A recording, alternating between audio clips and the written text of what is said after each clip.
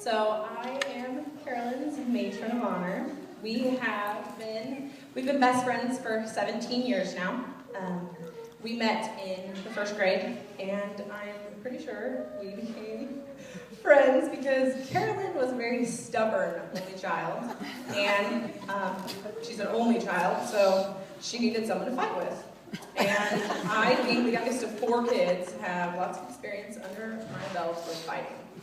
So I was up for the challenge of taking Carolyn on as a friend. So we would actually argue so much that our other friends would refuse to play with us on the playground. So we stopped, which didn't happen until I proved Carolyn wrong, of course. Because that's how our relationship is. Most of our arguments consisted of Carolyn contradicting anything and everything I would say. She'd tell me it wasn't true. And when I asked her why, she would put her hand on her hip, and she'd get all sassy like she does. And she would say, because my mom says so.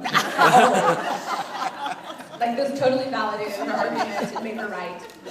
So, 2 things to take from this is first, Joey, do you know that she has always been this stubborn? Even when she knows you're right, and it won't change.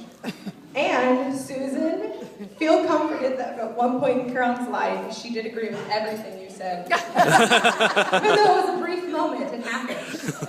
So, when Carolyn and Joey first started dating, they had been dating for about 2 weeks, and we went out to eat so she could tell me about this new guy that she was dating. And as soon as I got there, I could tell that something was off with her a little bit. And so I started interrogating her and asking her questions, and she immediately told me that she just wasn't sure it was going to work out and she was going to break up. So I'm like, well, tell me what's going on. Why are you going to break up with? And so she starts off, and first she tells me how Joey just always cleans up after himself. He makes the bed, picks up the room, washes the clothes, and it makes her feel like she just wasn't needed, and it just bothered her that he would do everything before she could. Next, she began to tell me about how, he had a steady job, he works really hard, but he never asks her for money, ever. And he won't let her pay for things. She's telling me all these things like they're really bad.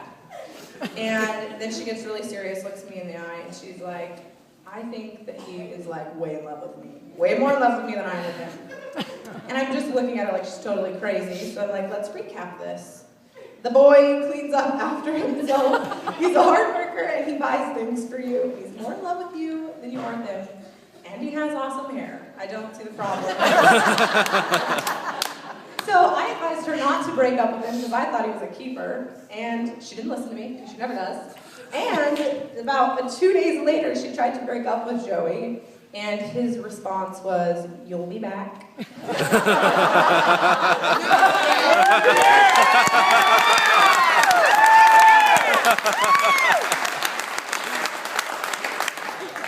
So obviously, some scrolling here, she did figure out that Joey was a keeper, and he knew it. So I've always known that it would take a very special guy to not only win over Carolyn's heart, but to win over her parents as well. For those of you who don't know, Carolyn and her mom have a very interesting relationship. They are the best of friends. They can't live without each other. They go everywhere. They do everything together. But at the same time, they're so much alike that they bump heads a lot. It's a true case of can't live with them, can't live without them. So, to coexist together somewhat peacefully, they need someone that's what I call a buffer, someone to be in between that agrees with them and tells them that they're both right. This was my job all through elementary, junior high, and high school. And I would always tell Susan when they get in arguments that she was doing a good job, that Carolyn was just being stubborn. And then Carolyn would get mad at me because I agreed with her mother and not her. So I would take her outside, and I began to give her a pep talk and tell her that she was valid for being frustrated, but she could approach the conversation differently. And then we would begin to role play about how to properly speak to your mother respectfully. And as much as you can imagine, it never went over well at all, because I always had to play Carolyn's part, because all of her responses were always snarky, they were always sassy, and she's terrible. This is terrible. So, needless to say, I know that this marriage is going to work because Susan loves Joey and her approval means a lot. So, and Joey wasn't intimidated by Mike's gun collection. It's really a big deal because he's got a lot of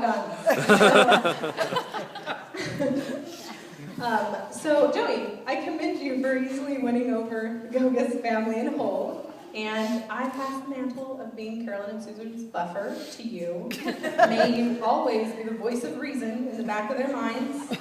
And someday, when Carolyn has a daughter that's just like her, and it will happen, you can call me, and I will role play with her too, on how to properly speak to her mother, not drive her crazy. So, I'd like to propose a toast for Carolyn, my absolutely beautiful and wonderful and very best friend, and to Joey for loving her so fully and her family. I couldn't have picked a better companion for her myself. And Joey, I want you to know that you're a very lucky guy, because as much as Carolyn can be stubborn, when she loves something, she pours her whole heart into it. And she's a very good person to have in your corner. She will always stand by your side and she will fight for you. So I'd like to wish you both all the happiness life can bring as you start your journey together. And may you guys make beautiful babies that all have awesome hair just like Joey. To